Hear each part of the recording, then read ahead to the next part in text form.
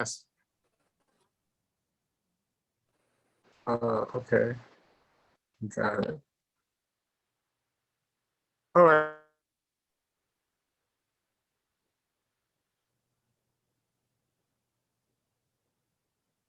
So who's on? Let's see. So these are my on. One, two. So Scott was trying to do it. So do we have a quorum? I think. Hey, Joseph, I'm here. Yeah. Okay. So 1, 2, 3. I think Genevieve can't make it today, so I think we have a. I think we have a quorum. I can't see everybody though, so if you're on the computer, if you could just count, just let us know. Yeah, we have a okay. quorum. Okay. We have a quorum. All right. So again, we gotta turn my computer down. Getting a lot of noise. So good evening, everybody. To July 8th. So I guess I'll get the agenda off of my computer. Just give me 1 second. Joseph, it says your bandwidth is very low, so that's why your connection's a little choppy. All right, you know what? I'll go off camera.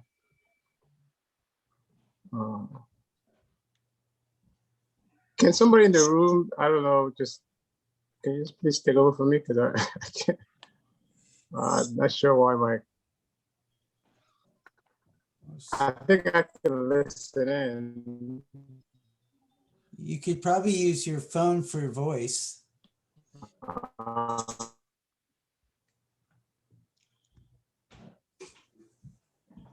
Okay, I think I'll take over for Joseph, although I'm driving, so we'll have to. Okay, just give me a second. Can you guys hear me at all? Yes. Okay. Yes. All right. So good afternoon, everybody. It's July 8th. So let's get the meeting started. I don't have the agenda in front of me because I can't see anything, but I think I know what the agenda says. If I miss something, just let me know. So I think we'll start the meeting up by I'll call the meeting to order, and we'll start by saying the Pledge of Allegiance. So I'll lead that effort. I pledge allegiance to the flag of the United States of America and to the republic for which it stands, one nation under God, indivisible, with liberty and justice for all. All right, with that said, I think we move into Principal Bynum reading the mission statement. Yes. The mission of Fulton Academy of Science and Technology is to provide an education based on design thinking and problem solving with an emphasis on science, technology, engineering, and mathematics to K-8 children in the diverse Fulton County community.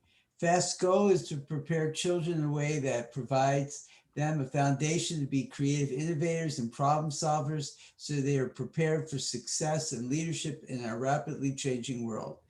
With the diverse demographics of our existing community serving as the background theme for academics, children will develop the foundations for learning and thinking that prepares them for success in post-secondary education and careers. All right, thanks for that. I think we move into the portion, we open it up for public comments. So I don't know if there's anybody that's available for, if there's any request for public. I'm the only non-board member and I'm good. Okay, all right. Well, no one in the chat room. Okay, well, thanks for that.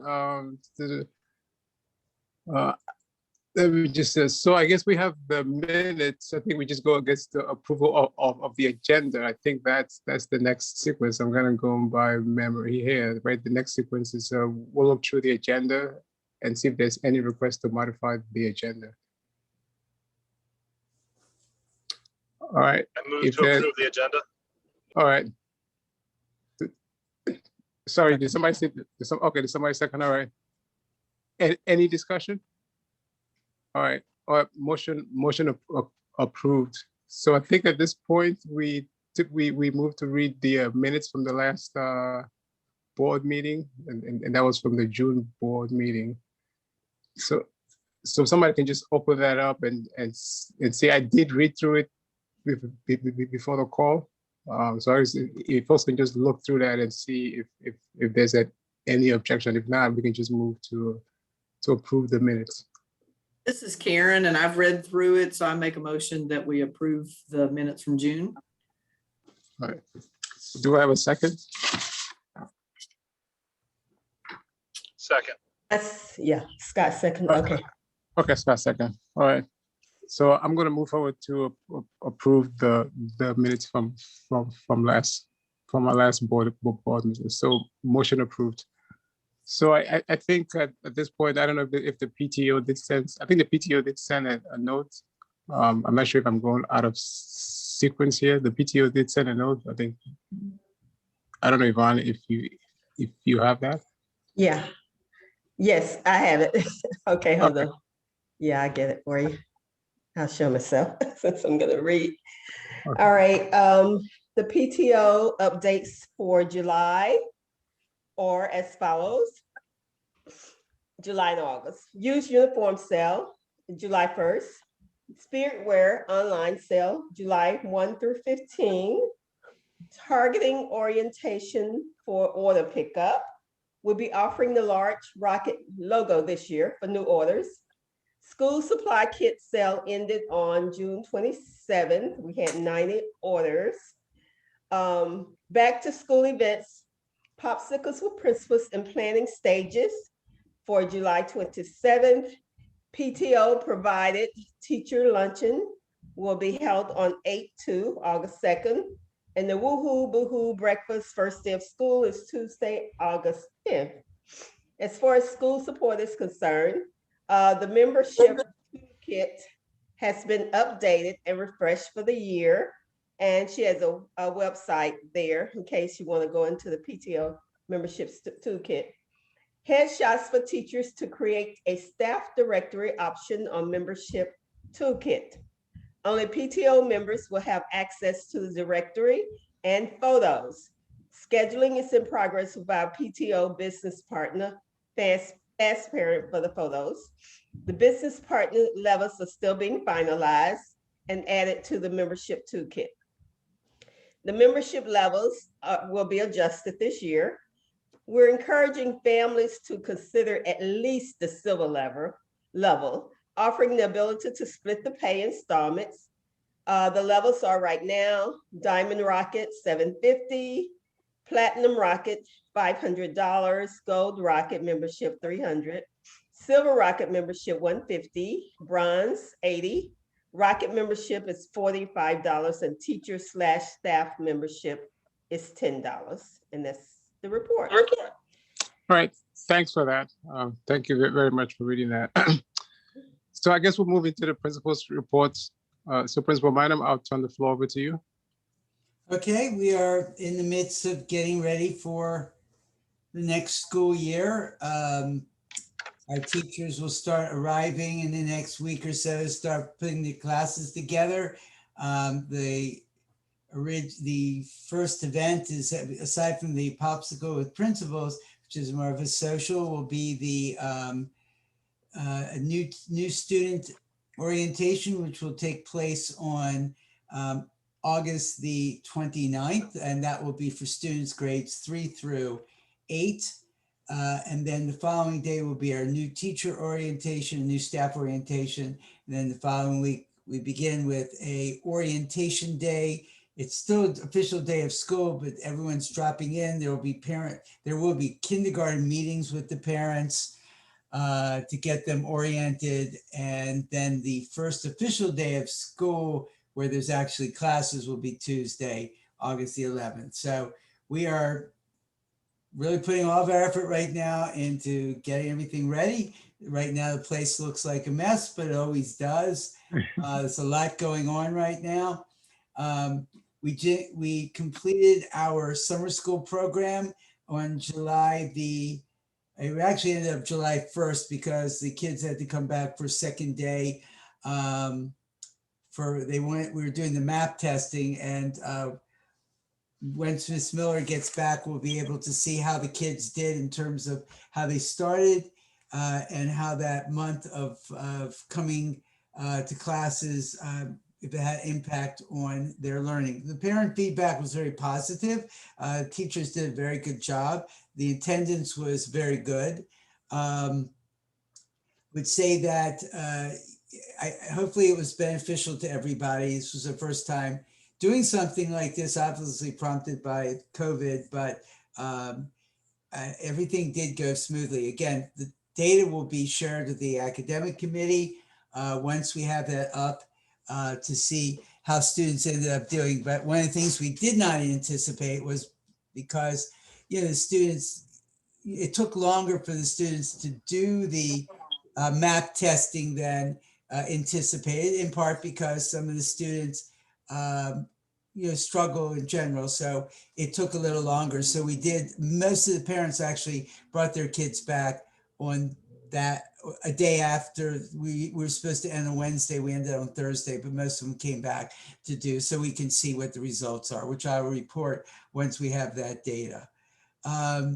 In terms of enrollment, right now we are at 621 students. There are certain classes where we will continue to take students and other classes where we will not replace them. It depends on the grade level, but we are well above our actual capacity. So we anticipate in the next few weeks, we will start to see attrition, but we have taken over the two trailers to turn them into classrooms. So we will have room for students, and we're just reconfiguring the whole building. The teacher's lounge is going into Innovation Hall.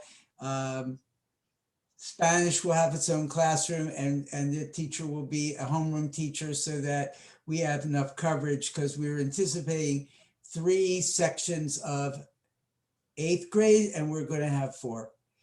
So that's where we're holding right now. As I said, there's 882 students still on the wait list.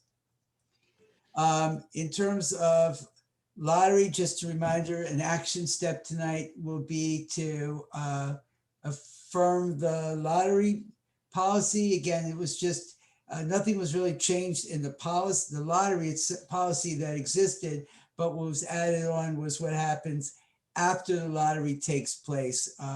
And this will be the second reading of it. In terms of staffing, we are making offers on, we had 2 positions left open.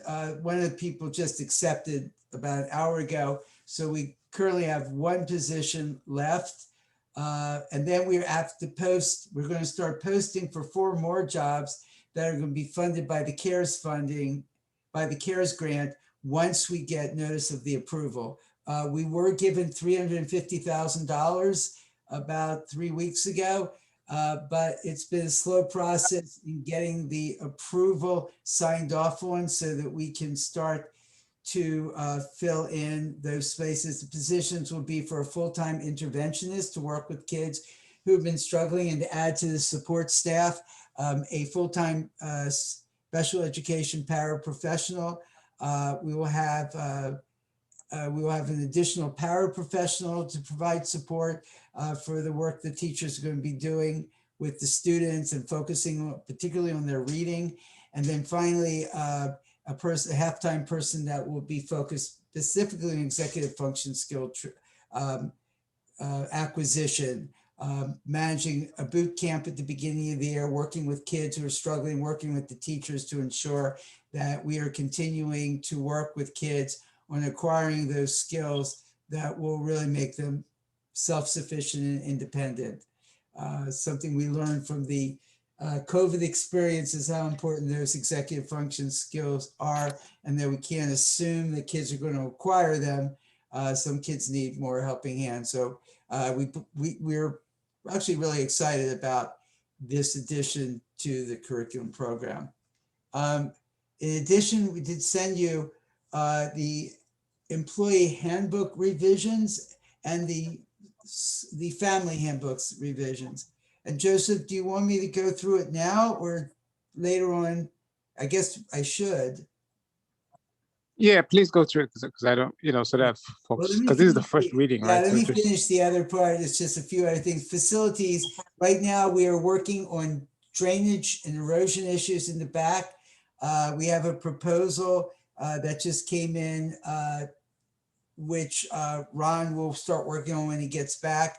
We are in the midst right now of leveling the ground in the front of the building to put the AstroTurf down, which is going to be a game changer. We are waiting on the materials to put up the overhead shelters.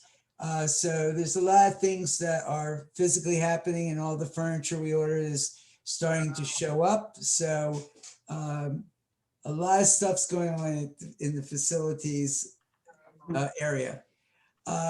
In terms of the employee handbook, so the first item is just the staff every year goes through the handbooks, reads it over, updates if they feel that there's some things that need to be clarified. So this year, as we were looking it over, we decided that we should put something in about wearing shoes. And I do think last I did correct it. It does now say that stilettos and high heels would be examples of shoes that would not be appropriate in a work setting, because children run away sometimes and teachers have to run after them. And one of the things that's one of the largest causes of workmen's compensation cases is issues that dealing with people tripping, and has to do with footwear. So something that we thought would be practical to put in there, if for no other reason to protect us when there's a workman compensation case that could come up. And then also spirit wear is something that we do not want our staff to be wearing every day, particularly because some of the spirit wear for the staff includes a football jersey. And we were more lenient this year than we've been in the past, but we really need to make sure that our staff is dressing a level above the students. We want them to be comfortable. We allow them to wear jeans as long as they're appropriate. We allow them to wear, t-shirt like blouses, but so it's a pretty lenient dress code, but it's still a dress code. And we want to make sure our teachers do look professional. There are a lot of them were wearing exercise pants towards the end of the year. And that's clearly not something that will continue this year. But again, last year was a very different situation, and we really felt like the less stress, the better. Okay, go ahead, Stan. Yeah. When So you that's finish, just- I have some comments about that part Okay. of You the. want me to just stop at each section so we can do that? It might be easier. I would be, yes. I think so, since there's a lot more, some other things down here. I don't know, but when I read that part highlighted under workplace attire, I found that to be somewhat offensive as a former educator, that you have to tell someone sensible shoes should be worn due to nature of work. I've never seen that in a handbook. And I've been an educator for a number of years, over 25. First of all, that's left up to sensible shoes are left up to the person who's reading that. So I'm not sure if I were reading it, what I think is sensible may not be what you think is sensible. But rather than, I guess my thought would be, rather than having that as a policy, because that's what I look at it is, can we explain that to people in faculty meetings rather than writing that down? Because I look at that as sensible to me, may not be sensible to you. And the whole part about the workers' comp thing, they should be aware of that anyway. But if that's the only reason you're putting it in there, that would be a little discouraging. I could have on sensible shoes and still trip, because I've done that before. I've tripped over rugs. in the school building, and I wore sensible shoes. So I would not want someone to think that if they had on the wrong shoes, they have problems with workers' comp. That's why we have insurance for that. Those are just my thoughts, and I'd like to hear from other people. Maybe I'm wrong, maybe it's just me, maybe it's the way I read it, but I'd like to hear comments from others, board members. So this is Joseph. I mean, I thought I did provide some, and I was having, email issues today, but I did provide some comment that, probably need to just clarify, because the word sensible, I think it's open. I think I wrote that it was open to interpretation. And so we wanted to sort of be clear to people what we mean by sensible and not sensible. So I thought that kind of needed more work. Let's put it that way. So I did provide that feedback. Okay, thanks. Yeah. This Karen? last, I think it'd probably be more helpful if we describe what is sensible versus what Sensible, is not sensible. Yeah. Right above that, there are specifics about jeans, short skirts, exercise apparel, and so on, flip-flops. So I think that's helpful too, because then if you do have to address that as an administrator, it becomes, well, this is sensible, no, it's not, and we don't want to go there, I don't think. Okay. So I think the consensus is that that area needs more work. Well, we can also take it out for the time being, because again, we are wanting to make sure that we have something in place. We can certainly talk about it. We do say, we could say flip-flops and other, or just, I don't know, it's Well, we won't be voting on this tonight. I think this is being presented, and then we can take a look at it. Because ideally, what I would like to see is if we're going to do any type of policy additions to employee handbooks or student handbooks, that it be presented to the board at least 7 to 10 days before board meetings so that we can review it, which is generally what happens at traditional board meetings, that the board gets an idea of the package before. They don't vote on it. I mean, you can go over it if you want to, but it's not something that we would vote on without us seeing it ahead of time, because this is the first time yesterday when you presented it that I've seen any of this. So I would certainly not be comfortable voting on any of this. No, it's not I read through the whole thing. Yeah. Yeah, it's not a voting. I don't. Yeah, it's not a voting item for This is a today. first read, right? Just to make Yeah, it's sure a I'm on the first same read. page. Yeah, it's a first read. Okay. So that The means first we read. always will have a month before we vote. At least I will hope so, that we have time to see this.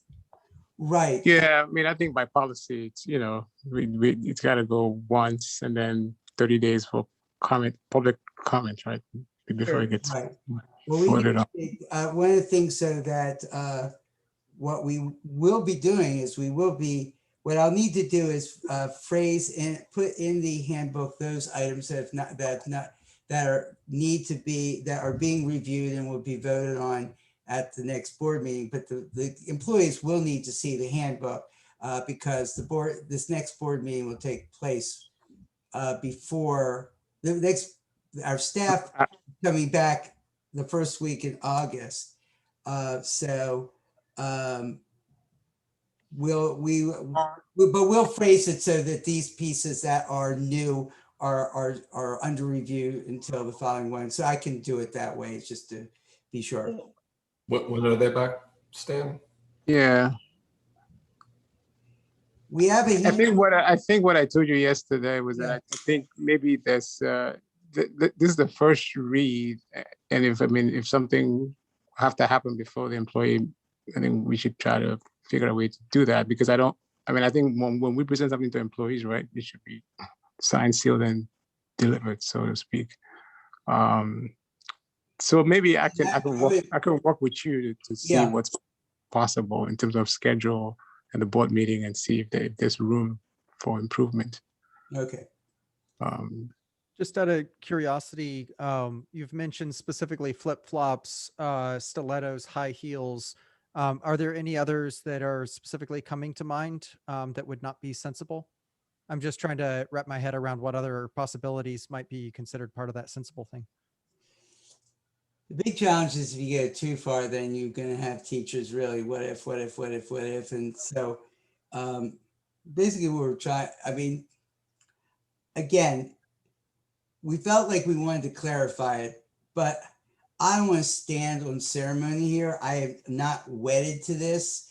It was something that we looked at as saying we might want to just beef this up, but we do say flip-flops in there as is, so that's an example of it, and we could mention it, but I wouldn't want to hold something up because of this.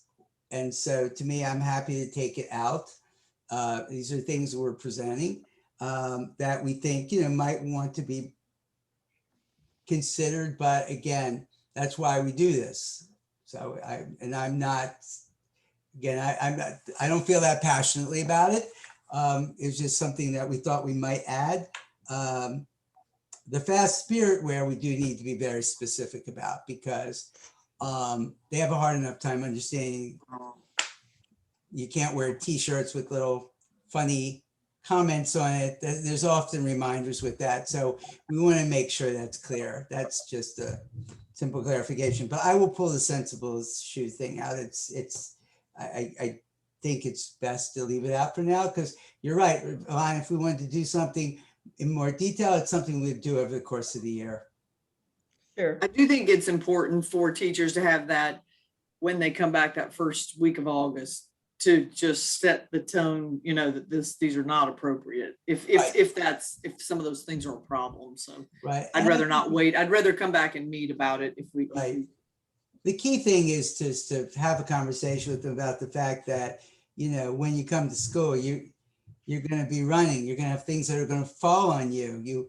You want to make sure that you do what you can. Obviously, sometimes you're still going to fall, but knowing that children run and you sometimes have to run after them. I mean, you want to make sure you're able to do that. Did you find that to be a problem in the past? Is that why you felt the need to include that? I guess I'm just wondering. Well, well, I mean, as right now we don't have too many runners, but one of our students who's coming back is, you know, the kid could start, you know, there are certain little kids, particularly little kids, but sometimes we have older kids that will literally run and they'll start running away. And so you got to get them. No, I meant for the teachers, because this is the employee handbook. Am I correct? Right. This is the employee handbook. This is for employees.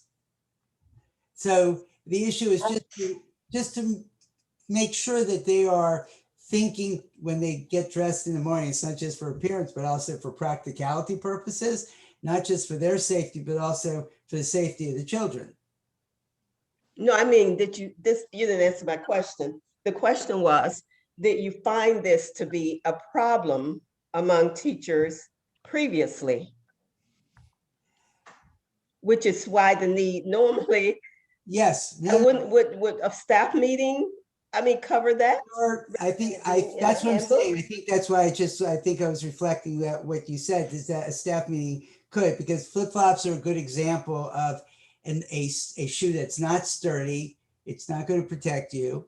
And we can just simply focus on that piece of it since it's already in there, and just say, just be mindful of this as we're, you know, as you're discussing. So we could do that without, let's see if it goes. Okay. So I'll take that out. Okay. The maternity piece, which was gone through, and this really just happened about a week and a half ago when Governor Kemp signed this new bill, and it sort of surprised some folks. And the question right now is, well, the explanation was there, but just to understand that, so what's happening is there's still a question as to whether or not charter employees are state employees. We're public school employees, but we're not. It's questionable whether we're state. In addition to that, even the counties are still, like one of my staff people who may want to take paternity leave, it's how it sort of came up. He called Fulton County to find out what their position was, and Fulton County said, we're still evaluating it ourselves. But ultimately, the proposal was to just put into the handbook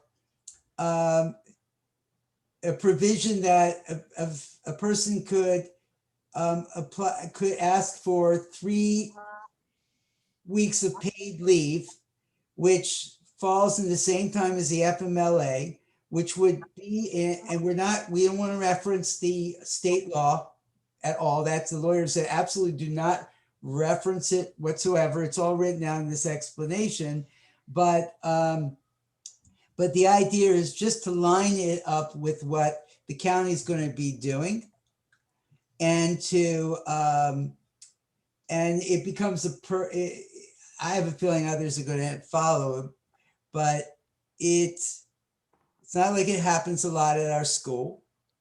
And the idea would be to be ahead of this thing. So, and Joseph was involved with some of this discussion as well. And so it was originally, we talked about 4 weeks, but in the state law, it's 3 weeks, 120 hours. And that's what we are proposing would go into the handbook.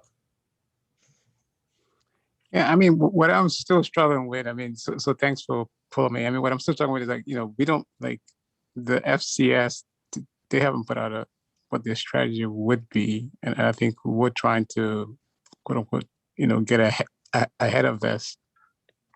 I think I would just like to hear other people's feedback. I mean, it seems like a complicated topic, at least, because I mean, I think that's why I defer. They'll just go to legal and see what legal thing is the right thing to do. I do think we should do something, but what's the right thing to do, since a lot of people are going to use FCS as the reference, and we don't know what their strategy is going to be. I think it'd be best, this is Karen, to talk to legal about that and see if this bill is going to become law. If it's not, we don't want to alarm people. I mean, I don't know if that will happen before August, though. Stan, It's law. No, it was signed into law. Oh, it's signed into law. Okay, gotcha. Yeah, it was Okay, signed. so legal can help. Yeah.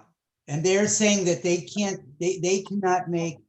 There is still a lot of discussion going on as to how it's going to specifically impact our schools. You can do an argument each way, and that's why they're saying if you do this, don't refer to the law at all. Yeah, I think the way I understand their recommendation, they thought that was probably a good idea to do so, but we're not obligated to at this point. Yeah. So Karen, the way I took it was like we're trying to put a policy up front, and legal saying, since it's up to debate whether charter school employee or state employee, and all of that, we can have our policy that's kind of try to offer similar benefits, but it's kind of a standalone policy. So we as a group have to be comfortable with the proposal. I think Stan's worked with legal on this. I think they're still working on this. No, this is the final. This is the final. Okay, final draft. So what you have in front of you is it's the final draft of sort of what our policy would be going forward. Yeah.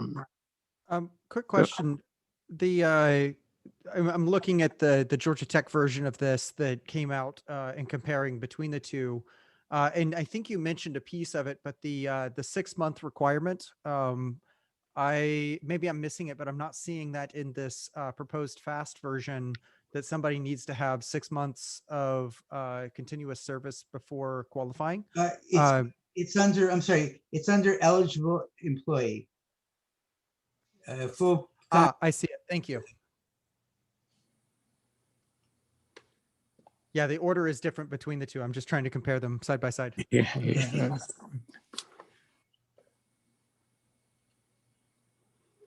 Well, for Georgia State, Georgia Tech, that's pretty obvious because they're. Yeah, it's direct state employees. I was just trying to make sure that we're not missing something for some reason. Yeah, again, I think the reason I just want everybody to be aware this is happening. So it's a first read, I kind of, folks can take a look and then have follow-on questions that you can send. Yeah, I would like to ponder on this a little bit longer. Yeah, Not that I yeah, have a yeah. problem with the policy. It's just Yeah. that when the question you asked about state employees, well, our teachers are under the Teachers Retired System of Georgia as far as retirement benefits are concerned. And I know this isn't, so I don't know why we wouldn't be considered state employees. I guess that's the question I would have. I mean, that's a I don't legal, get that. that's a Yeah, big Yvonne, the legal. one, I will say the one thing that they did, they didn't mention the retirement plan. What they did mention though, was that if a organization was participating in the state health plan, you must do so. Right now, charters are not allowed to participate in the state health plan, but they just passed a bill that would allow charters to opt in, but the DOE is still working on what that actually means. So, because Mr. Mueller, who's always responsive, has said they still haven't figured that out. If we ended up opting for the state health plan, if it becomes an option to us, which would be a windfall economically for us as a school, then this would become a non-issue. We would have to do it. But right now, we're in the one thing they did specify in the bill was the participation in the health plan. Okay.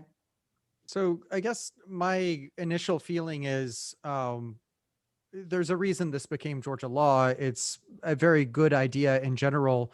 So that's kind of my initial feel is I like trying to take these kinds of actions, helping out the teachers as much as we can. My question to you would be from a staffing standpoint, I know we're heading into a year that's somewhat overloaded already. If you had 1 or 2 teachers that all of a sudden disappeared for 3 weeks, is that something you're going to be able to handle as a school administrator? Well, one of the benefits with the CARES Act of hiring an additional paraprofessional is going to be able to help with that a little bit. It gives us a little bit more of a bench. But in addition to that too, if we pay a sub, well, first, if it's an FMLA situation where it's for 3 months, typically what we have done is we will either have the para move up, or we several times before we have just offered $175 a day, which pulls anybody working as a sub professionally, they'll come. And that's what we've done several times. We've actually, Miss Underwood is somebody who came as a long-term sub and then ended up staying when the teacher never came back. So I think, and the $175 a day is still not going to come anywhere near what the cost of that teacher is. So hopefully we'll have a similar type of strategy this year too, if that occurs. Okay. And you don't think there's going to be a need for instance, additional budgeting in order to cover if you have to pay for 3 weeks at $175 a day? I don't think so. I don't think so. Awesome. Thank you.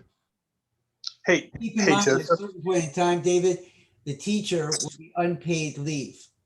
And the unpaid leave is more. That money is saved, and it's more than the sub is being paid.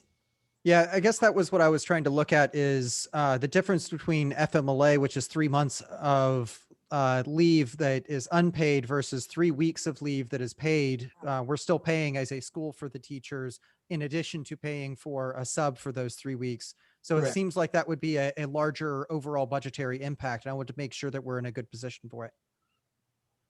I feel pretty comfortable about it. So that's something, again, this is the next one. The next item, this is something that was in the handbook last year. What we just did was we teased it out a little bit more. So legal said, just make it be really clear about when vacations can be taken, because of the way our school operates, everyone's trying to take their vacations during this period of time, but they can't get 4 weeks in. what we're going to try to do is encourage people to take some during the year if they can, because some people can do that. Data clerks can, Ron can, communications can, depending on the timing. They can only take it in shorter increments during the year, but that by September 30, they have to be done. That's it. It's because there has to be an end to vacation that needs to be taken care of, and either you use it or you don't. And so they cleaned up the language for it so that it's very clear. We had been a little too generous in the past, and this is just to tidy it up. The staff, all the people that it affects are in agreement with it. They understand it. Ron, I'm sorry he's not here. He's the one who did most of the work on this to put this together. The next one is the late work policy. We're just modifying for this year. We typically, students, if they don't turn in their work after a week, they will get a 0 for it. But our feeling is at this particular point in, kids are going to still, there's some kids are fine, but there's lots of kids. It's still going to, they're getting back into a routine. There's a loss of learning as it is as well. Let's make sure that we're easing back into this one. So we felt that this was appropriate. Teachers were comfortable with it, which they're not always comfortable with because they like to be able to have that, particularly in the middle school. But the feeling is that it's easier to recover from a 50 than a 0. And in this particular year, to be able to get them back into the routine. So I'll stop to take questions on that one. Does this still require that the students turn in the assignment? As I'm reading it, it could almost be misread as if they never turn the assignment in, they could still get a 50 for it? That would be correct. Okay. That would be correct. But I also think, yeah. Sorry. I'm sorry. Sorry. Correct, meaning that they don't have to turn in any work and still get the 50? That's right. I mean, 50 is still going to fail them if they get too many of them. It's not like but to recover from a 0. Yeah, 0s are not permitted. Yeah. That's a policy. Yeah. So. Say that again, Yvonne? I'm kind of, Scott, I was sort of joking, but I know we had a policy in DeKalb County that, and Stan may be able to speak more of that. I'm not sure about Fulton. 0s are not permitted. Yeah. That students are allowed to make up work. And then I didn't know that part about they can never turn in, but it's true. I mean, just based on my experience last year from being a pandemic teacher, the teachers really were very generous, very, very generous, the 4th grade teachers, in allowing kids to make up work. And the standard, so they're kind of aware of this, that I think it was 50. At one point, the teacher said 70, but then it was like 50. They don't get 0s, Yeah. And I think Fulton has something similar staying in place, right? They do for now. I don't know what they're going to do they are reverting back to their previous policies. Our policy is a little different than theirs is. Right. But, but for right now, we're, this might be more generous in Fulton County, but we just feel like, we know we can, I think it's the right thing to do for this coming year. The only thing I would like to see added is, it says a week or something, but we need to add something, and maybe that's assumed, but I don't like to assume things. If they are not sick, if they're sick and it's a week later, then they should be able to, something about illness, make it up. Yeah, after they're well. That's in another section. That's another section. Okay. Yeah, and it just says, so every day that a kid's sick, that day is an extra day for them to turn it in. Okay. So it's in there. Okay. I guess not to nitpick, but is it possible that a student who turned in the assignment on time but did a very, very poor job on it could end up getting worse than a 50, which is versus not having turned it in? No, they wouldn't get less than a 50. Okay. But then if I did the work I'm just saying, like, if I put the effort to do the work and somebody did not do the work, why Yeah. should we get the same grade? Yeah, that's always been to me an issue. And I read some comments from the FCS website sometimes about this whole Fulton County system grading and how it varies at different schools. And there's always an issue about the grading, it seems like. I think that when we have a problem with an individual child or two, we have to work on the child individually. I think part of it is one shouldn't be seeing this be a continual pattern without a lot of parent intervention and discussion.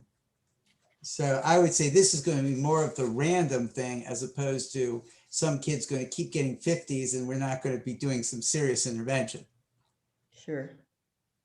The next item is this is just because it wasn't in there and it should be in here because it's just for teachers to know how to write referrals and what referrals are for. It's just, we just never put it in, but it's been our protocol. So, but we wanted to add that in there. And I don't know. It feels that way. Yeah. The next item is probably going to cause some discussion. It's the letter of release. We up until now, it's been an issue for our school because we will have teachers walk out on contracts. My first year, I had someone walk out 5 days before school was starting because middle school down the street decided that they wanted to approach her, even though she was under contract, and she took the job. And there was nothing in place that could prevent it.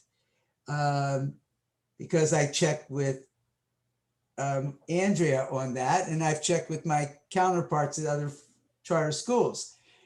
But about a year ago, apparently during the pandemic, something was done that most of the county schools now require a letter of release.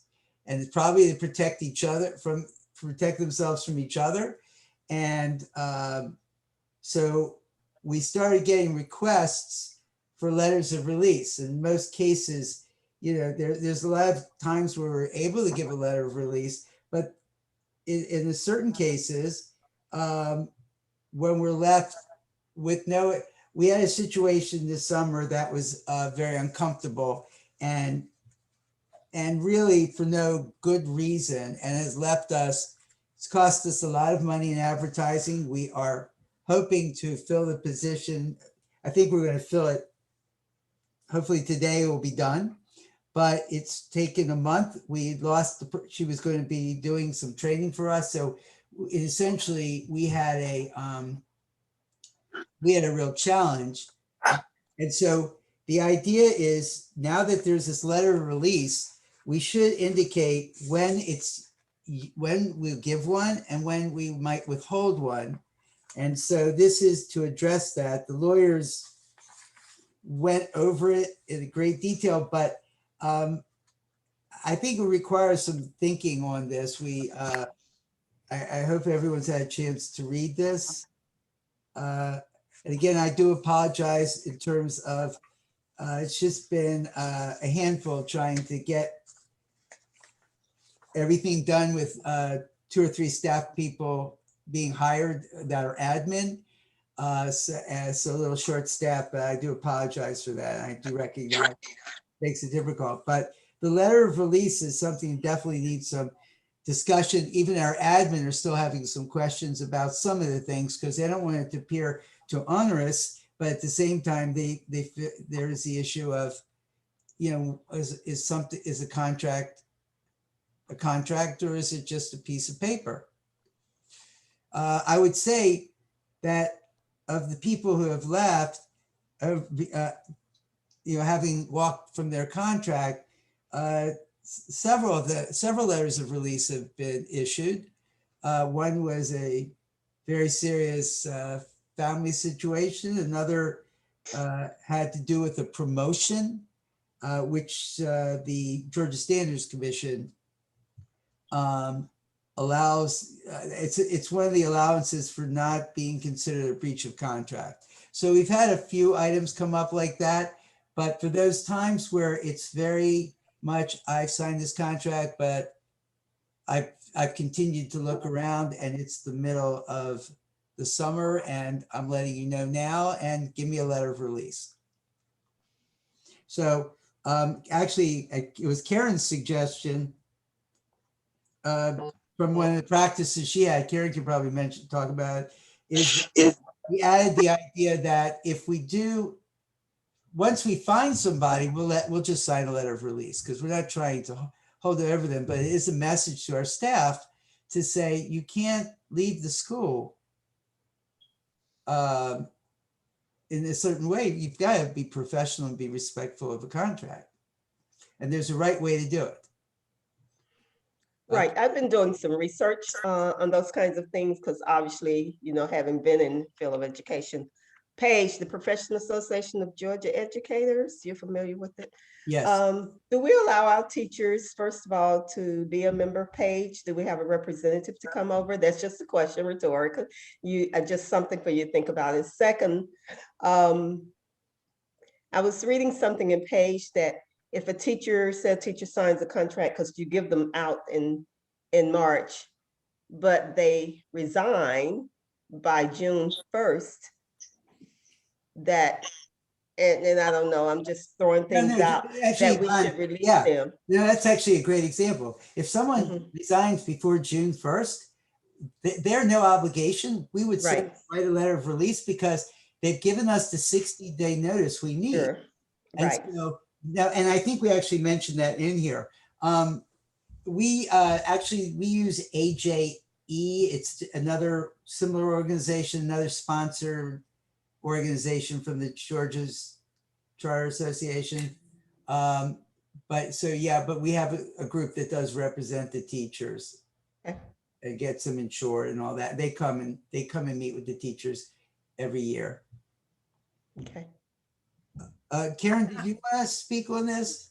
Well, I was just going to say, I mean, this is a problem across the United States where people change their minds. Somebody gets transferred in their family and they are moving with their family and it's not convenient for the school. So my experience, we've had a policy similar to this, just kind of showing the teachers that it's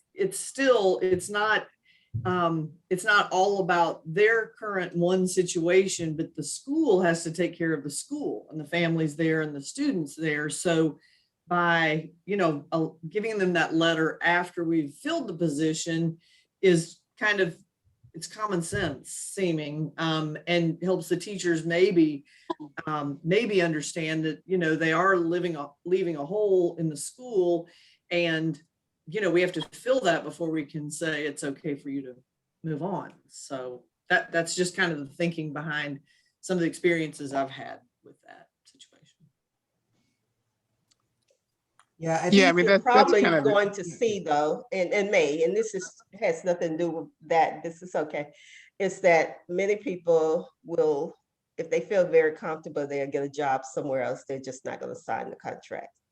And that happens a lot. I've seen that. If you feel very sure or feel very good, because you don't know for sure, sometimes they've not offered, they just won't sign the contract. And you might see more of that in the future. Which is that's actually fine, because so much more preferable. Yeah, right. That's definitely preferable. Then you have time. You want to happen. Yes. And so, and as I said, we've had several of these cases. It's more for the more of the capricious resignation because, I just feel like switching schools, but there's no reason for this other than whims. So it's, again, this will require another read, but the lawyers went through it with the thin comb. Yes. The one question I had, I think I shared this with you. So the commentary about if you're getting a promotion, we have to give you a letter of release right away. I mean, I don't think that's right. That's fair. I mean, like, just because you're getting a promotion, you get the release of letter right away. Because I decided to go somewhere else and take a lower job, I don't get a release right away. I just think we need to be consistent. Either you get the letter of release when somebody gets hired, period. Whether I you're getting a disagree with promotion or that. not get a promotion, because you're discriminating against somebody because of somebody they decided to give them a higher paying position.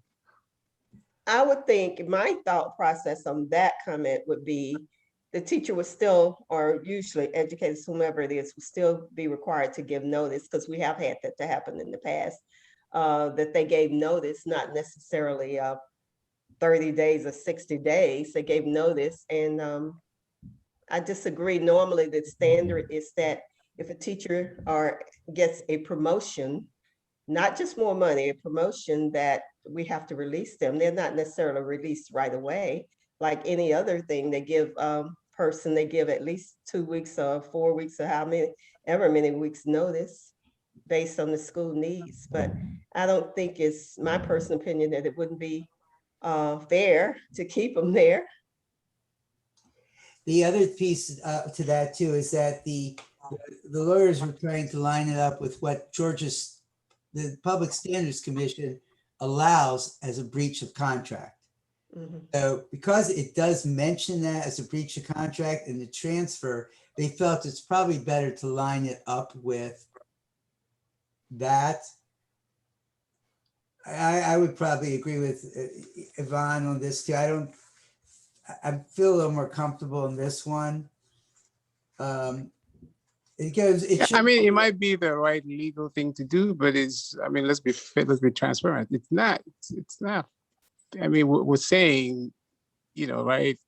First of all, I'm not making a lot of money. I decided to go move. I mean, either way, those two people are making a decision to leave the school. And if it's all about the school, why do we care whether the person gets a promotion or not? Well, I don't know, Joe. I don't know any I'm other just saying, profession if I was a where people teacher, if I are was allowed to get a promotion and leave. None. I don't know any other profession. So why would we penalize the teacher, which they always feel penalized anyway? That people in the legislature make rules for them. So that you're penalizing the little person because I don't have the credential or I don't have the capability to go get a promotion. If I want to leave and go for whatever reason, I'm gonna get penalized and I get my release letter. But if somebody else who has better education than me wants to move, they get the red carpet. So that's just my. I mean, we have to do what legal says is the right thing. Okay, yeah, you have a right to your opinion. We can disagree certainly. I also read things from the Ethics Professional Standards Commission, of which Georgia PSC, of which I recently got my certificate renewed, and I do read those rules, and that's not what they say. Yeah. It might be wise to sometimes read the Georgia PSC ethics. They have everything you can think of on there. So the last comment I would make here is that as a charter school, we get to define the policy that we want and make sure that policy is fair and equitable the way we see it. It's not, yes, somebody can tell us this is what they want to do, but this board has to decide what's the right thing to do. And if we think the right thing to do is to follow this policy, I'm off. I'll shut up and go along. But I'm just stating my point of view. The board, the entire board. It's not me. It's not about Joseph. I'm not speaking of the board as a chair. I'm speaking like, if I was a teacher and this happened to me, I would not be happy. Okay. All right. So I don't know if somebody want to make a comment on this. I think we should, because the thing is after 7. Yeah. I don't know if there's any other discussion on this. I guess I'm wondering how will we end up voting on this if there's so much change in the policy? Like if there are disputed items like this. I would like an opportunity to read it. We're not voting on this, to look at all of the changes and then make comments. Maybe have some open Yeah. comment time so that people can see, and we can then bring it together and see, we can take everyone's feedback on this document. And just, how about if I can send it out as a comment only document, so everybody's able to put their comments on, and then we can see how we can resolve that prior to the meeting, and see if we can come to consensus prior to even meeting again. The last item is the Well, just one more thing, Stan, sorry. Please. Yvonne, you kind of mentioned something that I guess as a counter to Joseph's concern, is that something you can direct us to, exactly where we can? In terms of what, Les? I'll share a document with you that is just a shared document.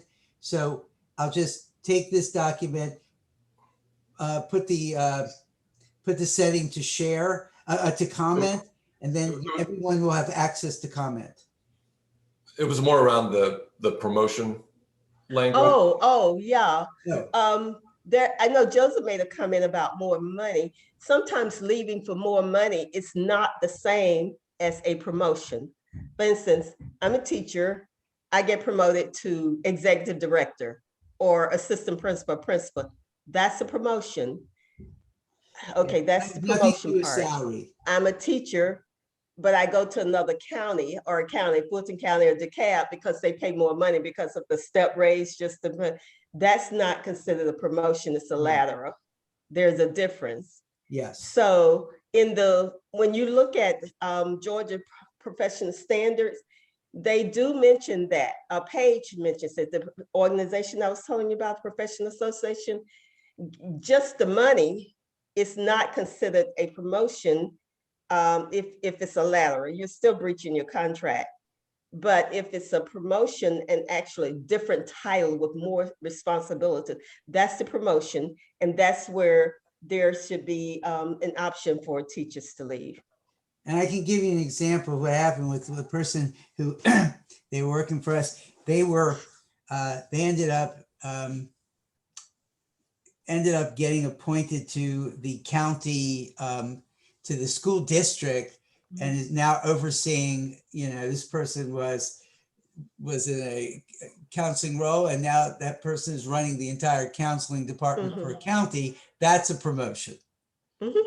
So then finally, the last item is we just put the hoodies in that we had already talked about. This actually was already discussed by the board, but now we need to add it to the handbook.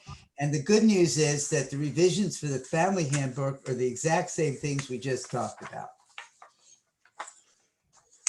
And I don't think, if we don't have any issues with the uniform, we did vote on the uniform already. So hopefully I'll be able to print up the handbook. Yes, so I think, I'm not sure. So are you done with, sorry, because I can't see. I am done. I'm done. Okay, so I guess the action here that this is, it's a lot of changes. So I think you have to post it for comments. And I think, I think somebody asked, what would we do? I mean, it would be a majority vote, right? That's how it would roll. So I don't know if there's any questions or commentary for Stan why he goes to put that together. Otherwise, we can move to the committee reports. Okay. Well, thanks for reminding me. I know that was a lot healthy discussion. So let's move to the committee reports. I think finance is up. I think that's usually how we go. Where's Ron? Yeah. Unless you can share your screen. You've got permission to share. Did you just change that? Okay, I did. Because it just did, but now it is working. All right, so these are the final numbers for the end of the fiscal year that just closed out. Largely as expected based on the last meeting that we had. There was one of the book purchases that we were hoping to get in actually slipped into this new fiscal year. So I think we were sort of setting expectations around 75,000 over budget, but it came in closer to 99 over budget. So any questions? Sorry, so we didn't buy those. So we We didn't buy bought, we those. bought most things, but there was a book purchase that did not get That didn't. before the Yeah. end of the year. We could not get the Spanish one in. It took, yeah. Oh, okay.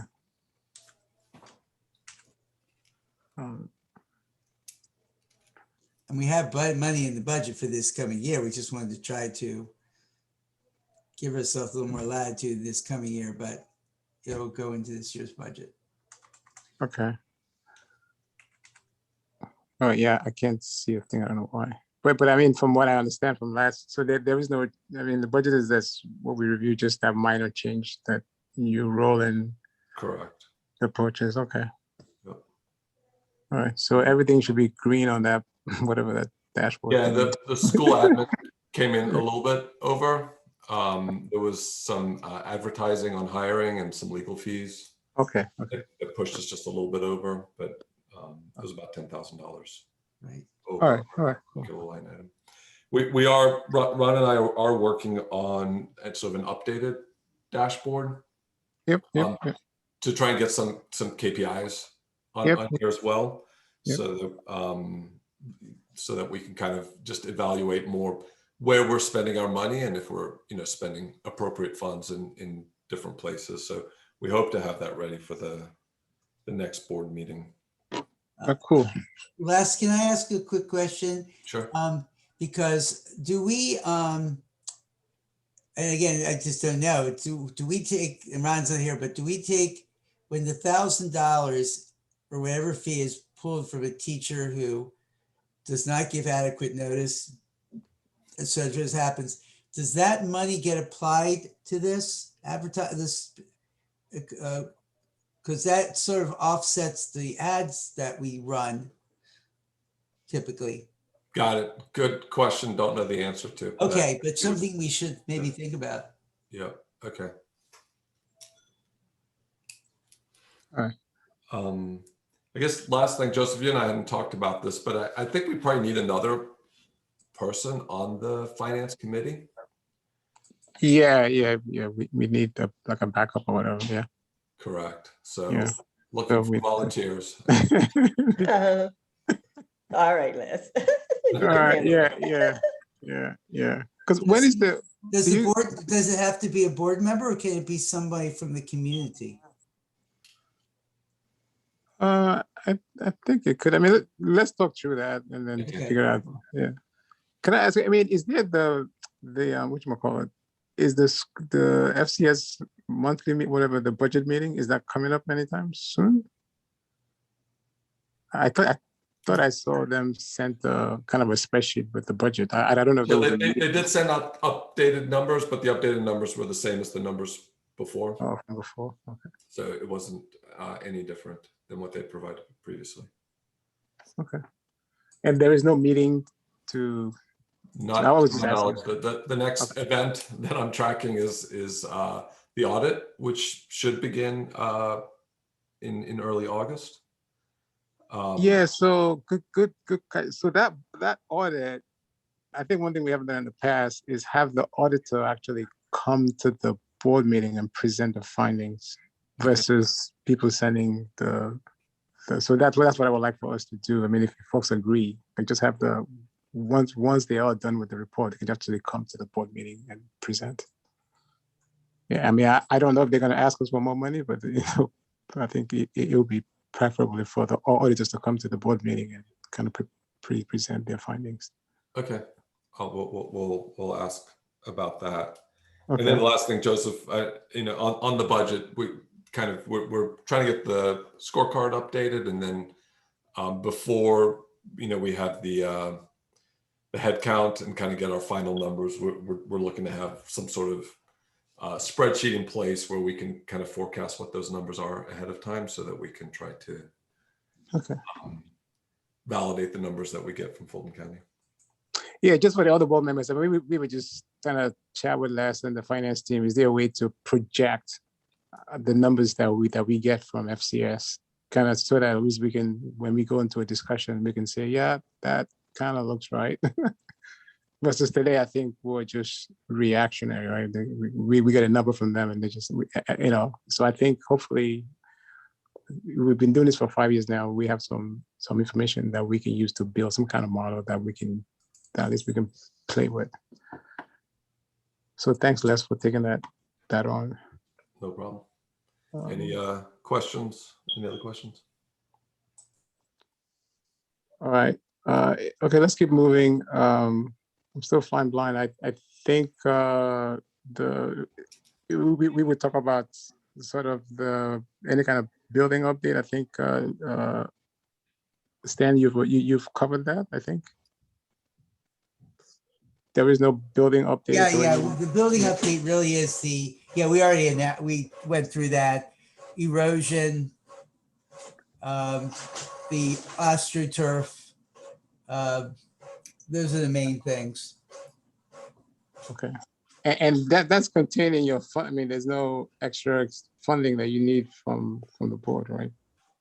No, but Ron is the one to answer that question. He could give Okay. you an answer in 30 seconds, but Okay. he has assured me that it is covered. That certainly the shelters are covered.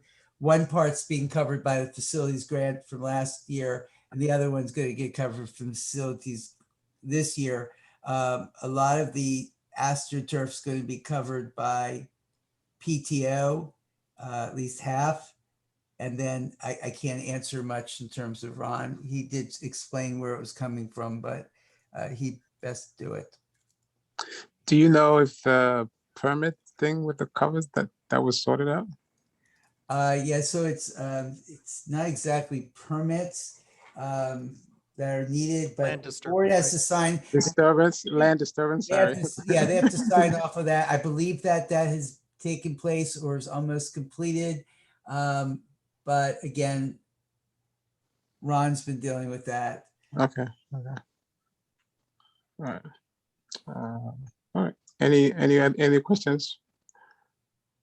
All right. If not, I think we go into membership. I don't know. Scott is here. Yep. Do you have any? No real update. Okay. All right. I Let's just want to make a comment, no updates. That's fine. We will, hopefully, you have something on your crystal ball of some people from those areas, because we have 8 members and we need at least 9 to break a tie. So I think it's something that, and I know you've been working on this for sure, that we'll be looking for to try to get at least an odd number of members for the board. Yeah. Hopefully in the areas that we like, legal and Yeah, PR, we still need a marketing. lawyer. Yeah. No, it's a good point. You're right. An even number is bad. And I hadn't frankly thought about that with June's departure. So thank you. Yeah. Yep. Just happened recently. Yep. Thanks for that. So I think Jennifer is out for academics. I don't know if there's any major update. I think the last activity was kind of look at the plan. So I don't know, Stan, if you have any update, but otherwise we just wait for her to come back. Yeah, when she comes back, we're going to meet. She's going to meet with the staff, and then she's going to meet with the academic committee. And we have to start because we need to get input from the academic committee on the continuous improvement plan, which is going to be how it's going to be monitored by the board and the academic committee. So that's going to be a major part of the that's going to be a major part of our year this year, is making sure that really goes smoothly and we're able to, we're just starting to very slowly extract milestone for whatever use that will be this year, but we're just having a difficult time getting the access to some of the data right now. So Fulton County is working with those on that. But we'll have information, and at the next meeting, I'll present, Joseph, you saw something I sent you regarding the action plan for the coming year for the school staff, and needs to be reviewed by you and Genevieve and the academic committee, and then presented to the board next month. Well, I understand that we're all supposed to look at it as a educated part of, used to be part of the former academic committee and I'd like to see the plan since originally I was the one that requested it a couple of years ago. And I was looking at the old plan, the one that's not been updated recently. And there are some things on that one, of course, it says pending, revising, future. That needs to be updated and given us a copy of it, because otherwise I can't tell what's happening or what has happened and what the future is. Some dates would have changed. So I'd like to see that updated.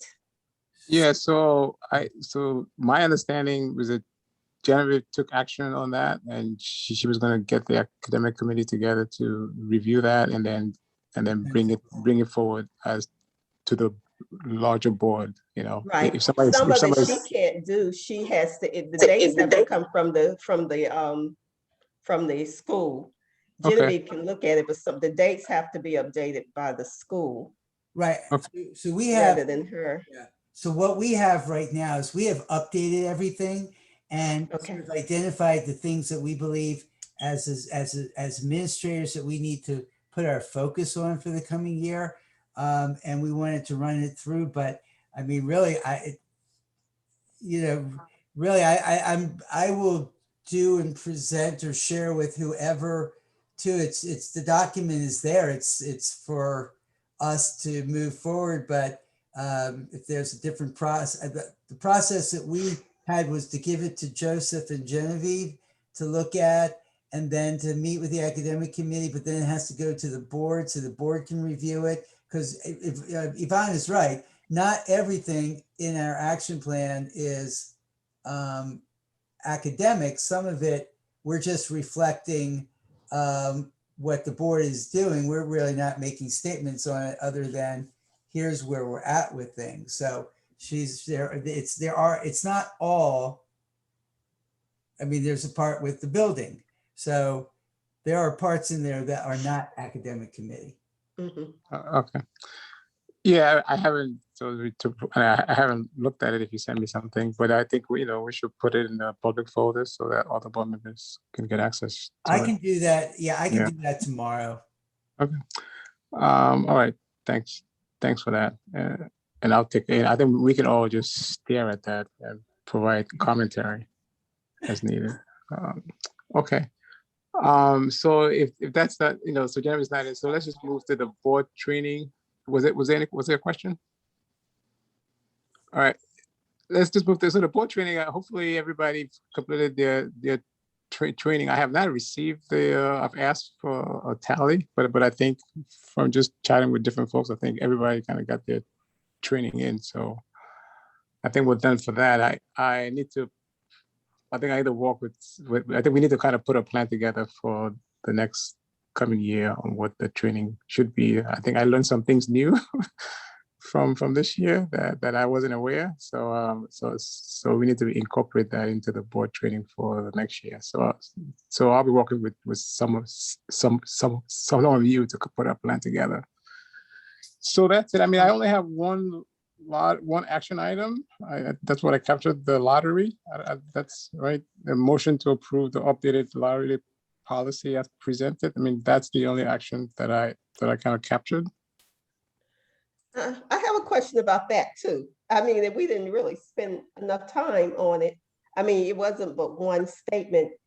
And I just want to, I guess it was just an action. It was about the spam folders and all of that. Can we look at that again? Possibly, everybody. I don't know. Is that a policy, or is that, I don't know. It didn't read like a policy to me. It just read like a statement. Well, let's go through it. I mean, Stan, if you don't mind, you just want to review it so we get everybody on the same page. Okay, let me pull up that document and put it on the screen. All right, so let me just get to it.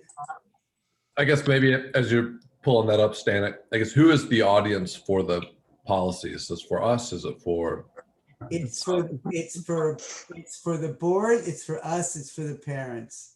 It's a little of everything. So we're covering ourselves. We had issues with the spam. We want to make it very clear that it's our policy to make sure that we go that extra step to make sure that everyone is forewarned about the fact we have no control over your filters.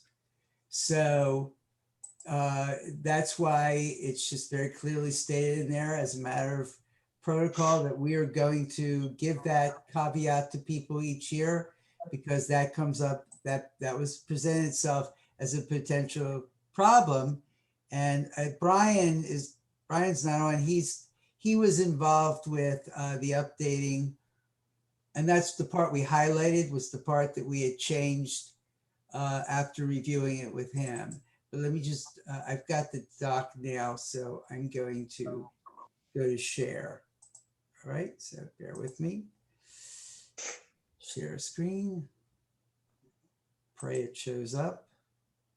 All right, there we go. And okay. The first part of the document is nothing's changed. That's what the board had in place. It was in there. This was what was updated, was the post-lottery protocols. And one of the things we discovered was that we had nothing in there for what happens after the lottery is pooled. A lot of counties, a lot of states have protocols in place for post-lottery. So we started by looking at what was in place in other institutions to ensure. So we get down here, the one piece was the part, and you're right, it's not a policy, but it is just something that we put in there to be sure that everyone knows that we're doing everything we possibly can to ensure that they're getting the information they're supposed to get. So what are the implications if we don't do that? You're going to have more angry parents because No, but I mean, but from a policy standpoint, what are the implications if we don't follow? Does that mean that the lottery was invalid and has to be rerun, or like I get this as being a best practice and a thing we would want to do. I'm just trying to understand what the meaning of it is in a policy statement. Well, good question. Above, you'll see where we did have this actually happen. We did have to rerun the lottery this year. So this paragraph right above did actually have to be implemented.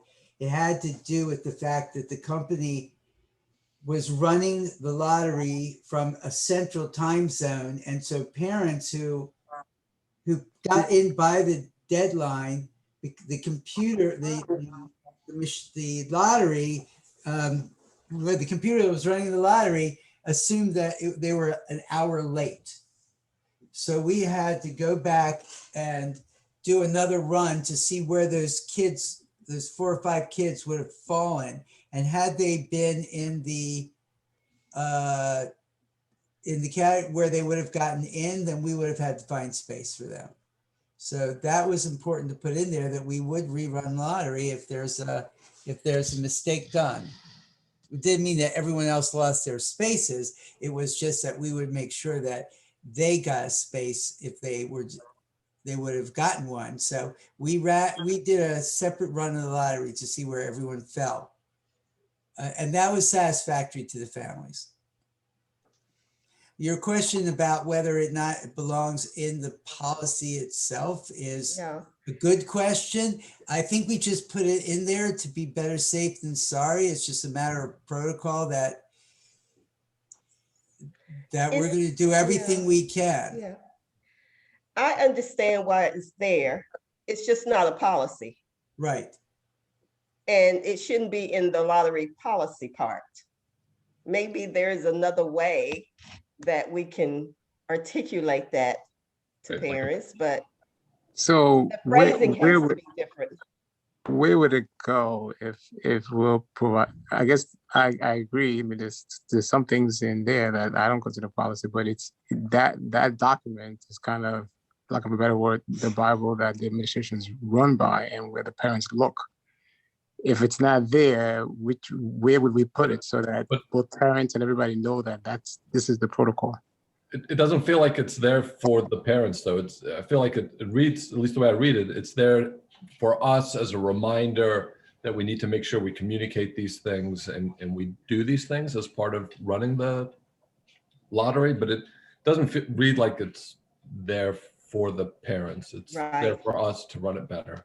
Could we pull it out and maybe put it underneath the thing and just say as an addendum, the school, as part of the school's procedures, the following will be done? Is there any kind of, I don't know, just handbook, guidebook, or like when we do this each year, does this document actually describe to us, like, would I be able to follow this as a new person coming in and actually run the lottery for FAST? I don't think so. I imagine there's some other document that tells me the company I need to contact, the email I need to send, or whatever the process is. Yeah, when you apply to when you do an application form, you get a receipt and it tells you what's going to happen on the day of the lottery and how that's going to work. And they do put in there as well, you must check your spam folder. That's where that belongs. Yeah. Look, Not here. I have no problem taking it out. We're going to keep it as part of our working plans. But you know, if we want to pull it out, we can pull it out. So I guess I'm still struggling with, you know, what the board are holding the administration accountable. If this is now where we look, we're saying that we're gonna look somewhere else, and I don't care where it is. We just have to just define where that should be. I think I'm understanding so what I'm seeing is this is a best practice. We want to remind ourselves to do it, which is the working documents that Stan is talking about. But I totally understand the fact that a policy should say, basically, if you don't do this, this is the way you need to then rectify it. And you know, if we don't remind people that the spam filter could be an issue, it doesn't necessarily mean we need to rerun the entire lottery. And so I do think it's something that probably should live in those working documents. So the biggest question is, I mean, we just have to put it someplace where it's part of, you know, the data clerks and this communication people know that it's part of the lottery. And what I could do here is say, this is not part of the policy, but this is, I think the reason why this came up was because we had an issue and an appeal that was done by a parent this past year. And Brian spent a lot of time working on it and then talking to other parents who said that they had the same issue with spam. And so I think that is where, that's the evolution of this statement here. Because after he had spoken to people who had commented on Facebook, he called them. Yeah, I think, I mean, I remember the first time I said I didn't say it as a policy, but the only reason why I would say maybe it needs to live somewhere, and I thought this is where those things lived, you know, maybe that was poor thinking. So I guess the question is, so you have a handbook, I mean, not a handbook or some kind of document where you keep the procedure and that stays current all the time, that all your staff can look at, because that's what we're saying, right? Well, and you could transfer.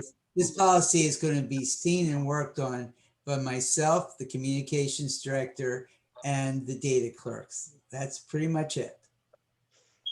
But the policy will be posted. This lottery policy is posted on the webpage. Okay. Another solution could be is we could put this clause on the admissions page, just put it in there and just that's got to live over there. And we just say, we can embed that in the procedures. It's actually there in some form, but make it very clear as the process is beginning that this piece here, we can pull this out and just put it on the website, because that's where people are going to go.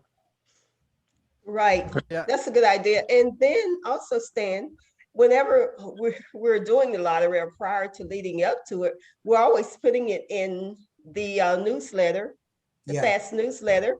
And just like we remind people, this can be emphasized each time Correct. that we do it. And there's several months before the actual lottery, Yeah. done. Right. And there are people that just will not pay attention. We still had several. Absolutely. But we Several protected siblings, ourselves. several siblings did not get in because they couldn't, they ignored like 20 emails. There's nothing we can do then. Okay. Right. And So, putting it here is not going to change that either. But if it's somewhere clear, highlight it. We can show it. It's not mixed in with some other policy things because they may ignore that too. So if the board's okay, I can pull this out. I'll just put it down at the bottom for now. Not part of it, just I can just put removed for now. And then we will make sure it gets onto the webpage. Great. okay. Okay, as a procedure. Okay. Yeah, All right. So there's no action then. but you then have to vote on And it. do you, is No, we there, don't have to vote on it. It's not an action item. Well, we do have to vote on it because this whole second section is new to the policy. So this is the second reading. What sections, second Sorry. session? I'll show you. From post-lottery protocol on is new. This was not in, this is what we added to ensure that we covered those procedures. What happens if an error occurs? So these are the. Well, again, I would suggest that we should have gotten this, or would like to have gotten this prior to this meeting, because I haven't studied this personally, and I would not feel comfortable voting on this when I haven't even read it, because I got it yesterday, the final version. But as or a today. point, just a point, this is the second reading of it. It was presented last month. Really? Because I don't know, maybe other people read it. I didn't. Yeah, we did present, this is supposed to be our second reading. Well, Yeah, I read it, but that was largely, I think part of the confusion may be the fact that the highlighted portion, there was some confusion as to the highlighted portion was the only thing changing versus all of the post-lottery protocols. okay, I mean, there is no, I mean, so let's put it this way. So there is no, so if we defer this vote to next month, I mean, there's no impact, right? We're not running the lottery. right. No, the only thing that we will do that, but we will, is that we do, this part here is being implemented now. Can you highlight that in your copy and send it to us with the highlighted areas? I mean, The part I that, apologize, but I have not, I would not vote on that because I don't know what's in it versus what was in it before. I have to look at it again. Yeah. I'm not prepared to vote personally, that I'm speaking of myself. okay, so this is basically, oops. I'll get Yeah, I can't, I think I'm struggling with the screen. So let's just summarize. So I don't think there's a negative impact if we don't vote, just to get, board members just need another 30 days to digest the ask. So I would just say, let's make it clear, because sorry, I can't see the screen, make it clear which part is new, and then we send that out for comments. I'll fix the formatting here, but Yeah. we'll just simply highlight it and we can vote on next month as long, I mean, what we're doing right now is just, we just wanted it to be very clearly spelled out for us, but right now, as it gets closer to the start of the year, the turnaround time from which parents have to respond gets shorter because we have to be able to we can't have a 10-day waiting period as we get close to the first day. So that's the only thing that we're going to be doing right now, but that's about it. But we just want it to be in writing so people see in the future. Okay. Just to clarify, there's nothing in the current policy that prevents you from doing that, correct? That's Yeah. Then I don't think we have an issue. Yeah. Because I think you just wanted to codify what you're doing. That is But, correct. yeah. Okay. Yeah. So I think let's give, I appreciate if you just board members get an opportunity to read through that one more time, because I want everybody to be comfortable with what we're voting on. Not a problem. All right, thanks. So there is no action then. All right, I don't have anything to vote on, which is a good thing, I think. All right, if not, it's been, I did not plan to have a 1 hour, 40 minutes. I think this is a long meeting that we've had in a while. So I think it's a good discussion. So thanks everybody for joining and for kind of bearing with the technical difficulties. If there's I'd no just other, like to make a suggestion. Just like I mean, board meetings that I've attended, I know we're trying to become more efficient. Not that we're not efficient, but more efficient this year. And I know we've kind of done it in the past. If we could get, prior to the board meeting, 2 weeks, all the documents, and this was done when I first started, like finance and all of that, that we could get the documents that are going to be presented. I don't know, we can come up with a time, 2 weeks, 3 weeks, or however much you want to say, to allow everybody to have it. It's called the board folder. We get the documents prior to them being presented here in the board meeting, to have everybody to look at it ahead of time. So for instance, just an example, we spent a lot of time last month on the financial report. Well, if that was more than 30 minutes, a long time, if that's given to, put in the board doc, a package to give to the board ahead of time. I remember we did that in the cabin. I'm sure Fulton does it too, ahead of time. Then people can look at it prior to that, just like the minutes, people had looked at them, so it went pretty quickly. They didn't have to sit there and read it. Then we would become even more efficient in our meetings. I think will become more efficient too. all right, good. That's just my comment. All right, good suggestion. Any other feedback? If not, I'll move to adjourn the meeting. So thanks everybody for joining. I know it's been a long day, and we'll look to make it more efficient going forward. So thanks everybody. Okay. Right. All right. Yeah. Bye-bye.